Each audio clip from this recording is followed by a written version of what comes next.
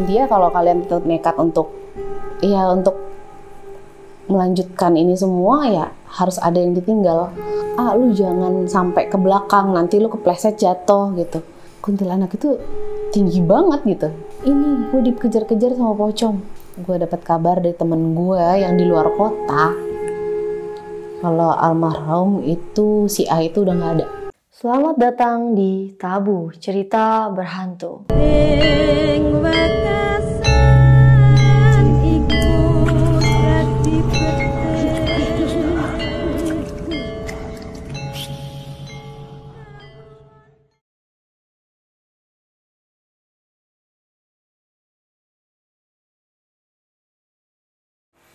Assalamualaikum warahmatullahi wabarakatuh. Kenalin, nama gue Athena. Di sini gue bakal berbagi kisah tentang hobi yang nyeleneh gue gitu kan. Hobi gue explore ke tempat-tempat yang terbengkalai. Jadi banyak banget sih yang gue gue alami kejadiannya. Ya salah satu ada kejadian yang paling membekas lah di hati gue sampai saat ini, dan gue belum pernah yang namanya share kemana-mana gitu. Dan kali ini gue bakal nge-share di rekam media. Oke, pada saat itu gue lagi ke salah satu daerah, salah satu tempat, gue nggak bisa nyebutin tempatnya di mana. Dan di situ satu tim gue ada 8 orang gitu. Sebenarnya bukan tim inti ya. Tim inti gue itu waktu itu cuman ada 3 orang, 3 atau 4 orangan lah gitu. Dan akhirnya kita memutuskan untuk explore di tempat tersebut. Ya awalnya memang santai-santai aja gitu. Cuman pada saat itu sudah mendekati hari, kita itu semuanya entah kenapa kita punya feeling yang enggak enak. Ya dari tim kita itu ada yang mimpi, dan mimpi itu ada yang sama dengan tim satunya lagi gitu kan. Terus akhirnya sampai ada yang ngasih masukan kita pindah lokasi. Tapi entah kenapa gue sendiri tuh pengennya ke lokasi itu tersebut gitu, karena entah kenapa ya jiwa penasaran gue lah yang menguasai untuk gue tetap ke sana. Akhirnya kita ke sana sore waktu itu tahun 2020 lah kurang lebihnya seperti itu. Dan kita ke sana dari Jakarta itu sekitar 4 orang. 4 orang kita naik motor waktu itu. Di perjalanan sih it's okay lah ya gitu kan.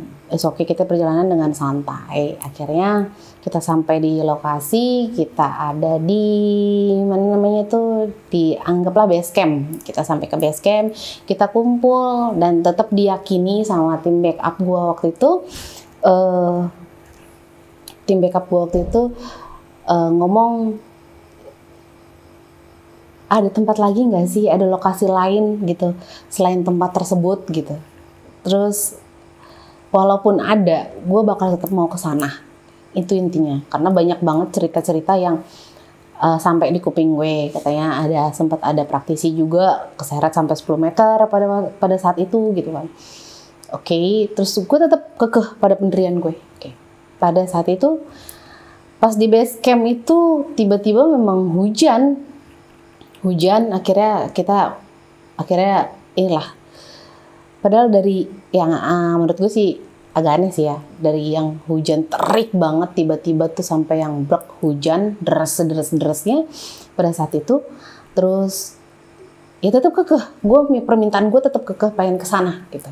Entah itu di sana ada apa gue nggak ngerti, pokoknya gue pengen ke sana. Habis kayak gitu, karena memang cuaca sudah mendukung, akhirnya tim juga kumpul semua, ada 8 orang. Waktu itu tim backup kalau nggak salah ada 3, waktu itu ada 3 orang tim backup, kita semuanya 8 orang.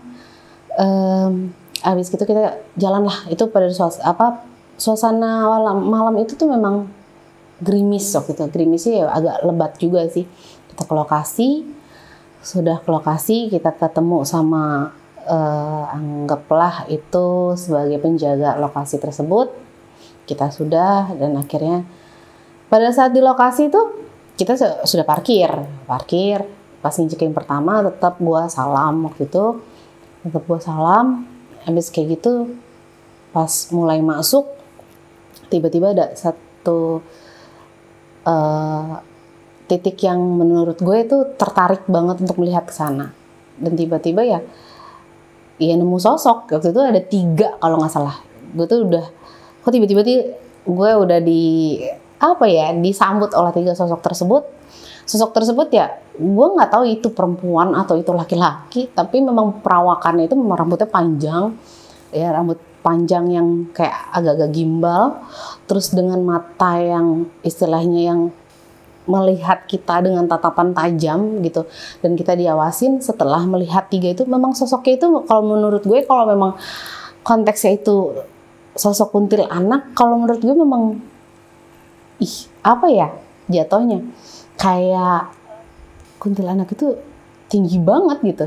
Mungkin itu setingginya bisa rumah 2 lantai, itu tinggi lagi gitu. Dan abis kayak gitu ya gue tetap laju lah istilahnya. Gue tetap masuk ke lokasi. Abis ke lokasi tersebut ya kita melakukan seperti biasa, kita ngelakuin ya doa bareng, semoga ya kita explore pada malam itu kita semua selamat, tidak ada kekurangan satu apapun, intinya seperti itu. Dan memang pada saat masuk lokasi itu feeling sebenarnya udah nggak enak. Gue udah kayak dengar awal tuh angin 1 titik doang di sini, kayak ditiup gitu, kuping kita kayak ditiup. Langsung ada suara, kalau kalian tetap nekat, intinya kalau kalian tetap nekat untuk melanjutkan ini semua, ya harus ada yang ditinggal. Dia minta waktu itu, dia ngomong 2 orang waktu itu, denger. Terus ya gue bilang, ya gue gak mau kalah dong dengan makhluk yang seperti itu, karena gue meyakini ya manusia itu makhluk yang paling sempurna menurut gue gitu kan. Masuklah, memang waktu itu memang dari cerita-cerita yang gue dengar, dari cerita-cerita yang ada, yang gue sempat dengar juga. Dan adalah satu ruko, ya kayak itu bentuknya ruko yang belum jadi 2 lantai. Kita akhirnya ke situ. Nah, kita bikinlah video di situ, kita explore di sana. Dan pada saat itu memang teman yang mulai explore, bukan gue gitu kan. Teman yang mulai explore. Nah, gue ada di backstage lah, di belakang layar, sambil merhatiin keadaan sekitar. Itu tuh dalam keadaan gerimis yang lebat, menurut gue gerimis udah mau mengarah hujan gitu. Terus abis itu di depan itu ada pohon memang nggak tinggi kalau menurut gue, itu kayak batang pohon yang ditebang tapi yang udah ada daun-daunnya itu yang sudah banyak yang tumbuh. Nah di situ gue ngerasa kok itu pohon lama-lama maju ya. Gue sempat share gitu kan sama tim backup gue, Mas itu pohon ya maju ya gitu, maksudnya kok pohon itu lama-lama maju ya. Dia cuman kayak iya kayak gitu, gitu doang, kayak orang linglung gimana. Kita juga semuanya kayak orang dibikin down di situ pada saat itu. Terus ya akhirnya kita pindah ke posisi lantai 2. Waktu itu kita naik ke lantai 2, kita mulai explore juga. Nah di situ ada satu ruangan, itu sempit, kayaknya memang dibuat khusus buat untuk toilet mungkin ya. Nah, di situ memang ada satu sosoknya sosok hitam tinggi yang mungkin ya kalian tahu itu sosok genderuwo lah ya gitu. Itu dia itu memang sudah memperhatikan kita ternyata. Pas sudah memperhatikan kita, memang untuk bangunan belum jadi, belum ada kayak penyangga gitu. Jadi kalau kita nggak hati-hati, kita bisa kepleset, bisa jatuh gitu kan. Pada saat itu ya ada salah satu teman gue gitu, cowok, sebut aja si A gitu. Si A ini dia itu memang dirinya itu memang dia agak deket sama pembatasnya itu, sampai gue bilang, lu jangan sampai ke belakang, nanti lu kepleset jatuh gitu. Enggak mbak, gue tuh udah kayak, gue udah bisa kok, gue udah ngerti lah gitu kan.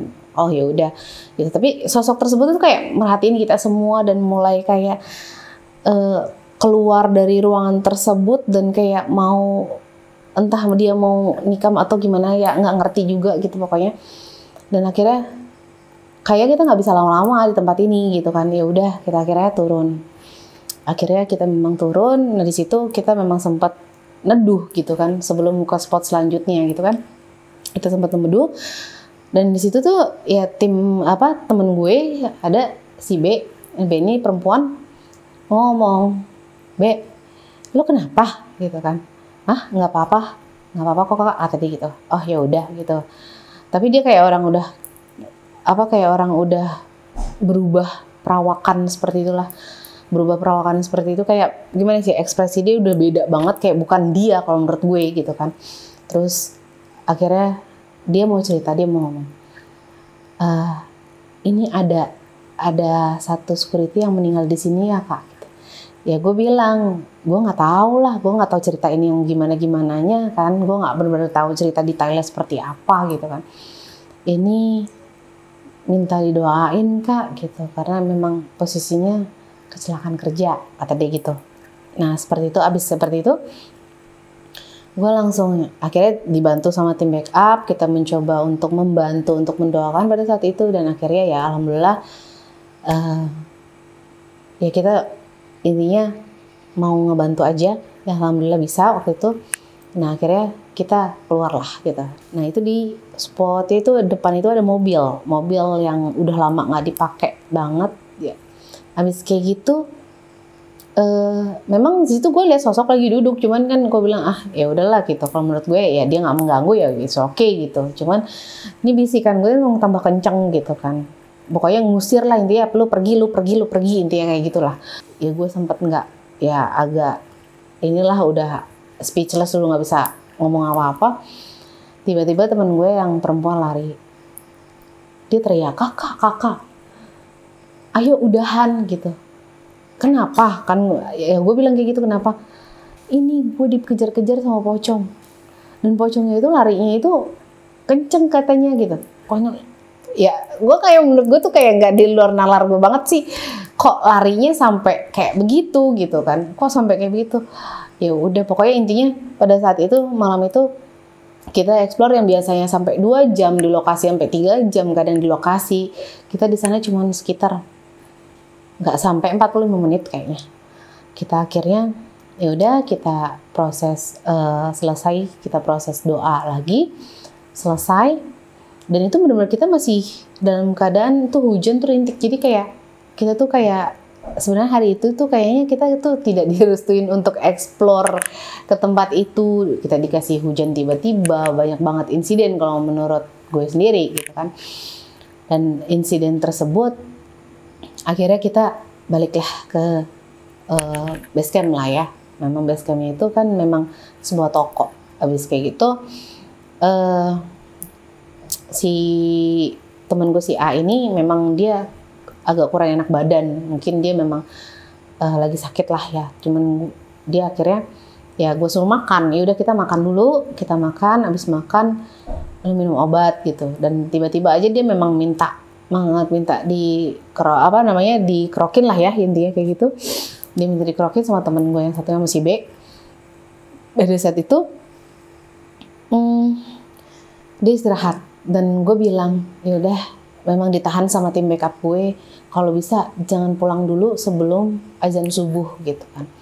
Oke lah, kita memang semuanya tuh memang dalam keadaan yang kondisinya memang nggak ada yang stabil semua. Takutnya daripada kita bawa motor jauh-jauh dari tempat tersebut ke rumah yang Jakarta yang lumayan ya, sekitar perjalanan tuh sekitar 2 jam lah ya.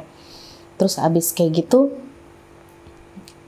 kita sambil nunggu ya, kita sambil healing lah jatuhnya. Kita tuh healing sambil kita healing sambil nungguin azan subuh. Memang perasaan gue aja gitu, mungkin ya itu perasaan gue, feeling gue atau gimana, gue juga nggak ngerti.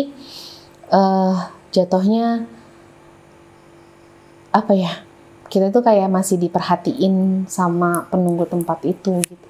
Dan memang hujan pada malam itu tuh memang nggak, kalau menurut gue tuh bener-bener hujan tuh dari sore ya, dari sore tuh sampai pagi gitu. Dan posisi kita pulang ke rumah pun ya masih gerimis tapi nggak kecil-kecil. Itu memang baru pas azan subuh tersebut kita pulang gitu dalam kondisi yang ya kita memang semuanya capek dan belum ada tidur semua, karena memang pada saat itu ya cuman temen gue si A ini yang tidur karena dalam keadaan sakit gitu. Dan posisinya kita sudahlah di rumah masing-masing. Nggak lama kemudian temen gue si A ini memang dalam kondisi yang nggak memungkinkan dan dia sakit gitu ya. Gue juga nggak tahu ya, tapi ya sampai saat ini gue juga masih kayak apa sih, ada unek-unek gue yang kayak belum terselesaikan. Kayak gue tuh pengen ke tempat itu lagi, harus menyelesaikan misi gue jatuhnya kayak gitu. Pada saat itu si A ini sakit dan memang akhirnya kita stop dulu lah di dunia explore dulu. Kita stop sampai dia benar-benar pulih. Dan gue selalu chat dia, keadaan lo gimana. Gue sempat lihat dia masuk rumah sakit, terus nggak apa-apa kok mbak katanya gitu.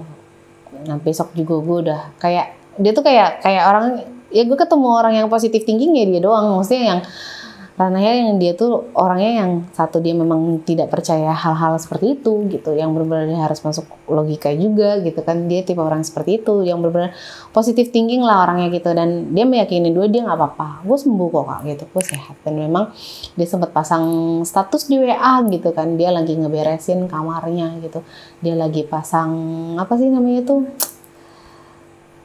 iya pokoknya di temboknya itu dia pasang kayak stiker kayak gitulah, dia pasang-pasang seperti itu. Habis kayak gitu dia ya gue pikir oh ya udah dia udah baik-baik aja, alhamdulillah gitu kan. Oke. Ya yang jelas kita explore itu kita liburkan dulu dalam waktu yang tidak bisa ditentukan. Dan akhirnya pada saat itu gue pulang kerja, inget banget gue dapat kabar dari temen gue yang di luar kota kalau almarhum itu si A itu udah nggak ada. Gue kaget, gue shock, karena posisi gue di jalan, gue juga nggak tahu gue harus ngapain. Dan ya pada malam hari itu memang nggak ada yang bisa untuk kesana, dan memang satu kita nggak tahu alamat rumahnya di mana, dan kita dikuburinnya juga kita nggak tahu di mana, karena memang dia agak tertutup kalau masalah internetnya dia. Nah akhirnya udah ya gue cuman bisa kirim doa waktu itu, Oke, pas malam ketiga lah ya, 3 tuh gue ngimpiin dia gitu. Dia bawa motor, tapi dia ngoncengin cewek, sosoknya putih gitu. Gue nggak tahu siapa itu, dan kayak gue tuh diajak dia gitu. Di dalam mimpi gue itu gue bisa naik motor, gue juga nggak tahu, padahal gue nggak bisa naik motor. Dan kita ke suatu tempat itu kayak flyover gitu, tapi di bawah kayak flyover belum jadi, di bawahnya itu kayak tanah merah. Nah setelah tanah merah itu dia di situ ada, ya entah dia ngobrol sama perempuan itu entah apa, tiba-tiba dia ngomong sama gue, mbak tolong, dia ngomong kata-kata mbak tolong. Dan gue di dalam mimpi itu gue nggak tahu gue ngimpi apa, ngomong apa. Gue di situ kayak ada komunikasi, tapi gue nggak inget komunikasi apa gitu kan. Dan ya gue cuman ya sadar ya pas gue bangun ya gue cuman istighfar, gue berdoa sebisa gue. Dan memang selama 7 hari berturut itu tuh gue dimimpiin sosok si A ini. Dan dia itu ya datang, entah itu dia kadang datang nongolin muka aja udah, terus yang dengerin kata tolong itu di malam ketiga itu. Dan pada posisi itu ya gue bingung gue harus gimana. Akhirnya gue cerita sama orang yang gue percaya gitu kan. Dan pada saat itu beliau ngomong kamu punya janji apa, dia punya janji apa sama kamu, kata dia gitu. Terus aku bilang memang ada janji, tapi aku udah ngomong pas posisinya dia meninggal itu, ngomong istilahnya kehidupan kehidupan duniawi dia kan udah selesai, ya sudah, gue mau istilahnya dia tenang di alamnya dia, intinya kayak gitulah gue ngomongnya pada saat itu. Dan memang entah kenapa pada saat istirahat kerja gue pun memang, dan pada saat istirahat gue tuh kayak merasa di samping gue tuh kayak ada sosoknya dia. Cuma gue tuh beranggapan gue halu lah, gue selalu ngomong begitu, gue beranggapan gue halu begitu. Dan memang aromanya khasnya dia tuh tercium banget, kalau menurut gue tercium banget. Ini kan aromanya dia banget, karena memang selama ini gue explore itu ke lokasi itu selalu kadang suka berdua sama dia gitu kan. Memang deketnya gue udah kayak adik kakak banget gitu, udah kayak saudara gitu kan, udah kayak gue udah care banget sama si A ini. Dan posisinya sampai sempet nggak datang, dan dia datang lagi di hari ke-40-nya. Dia datang, dia nongolin lagi, dia nggak berkata apa-apa.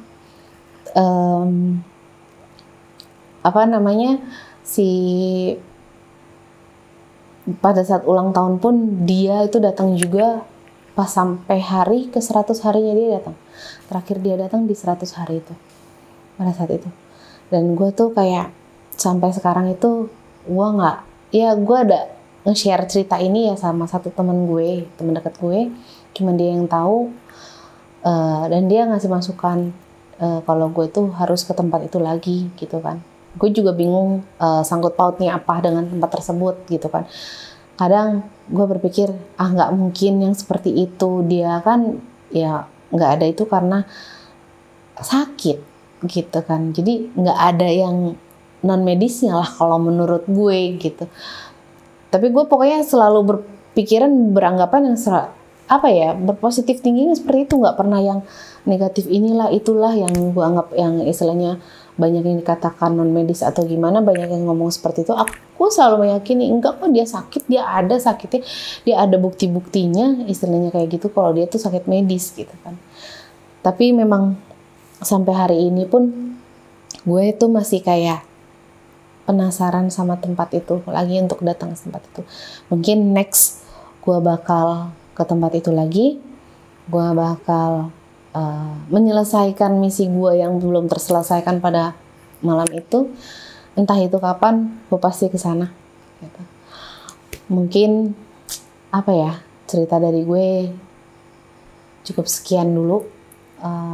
Kalian mungkin kalau misalkan ada salah-salah kata dan salah-salah ucapan atau tidak bisa menyebutkan nama tempat atau nama orangnya, ya gue mohon maaf sebesar-besarnya. Terima kasih buat rekam media.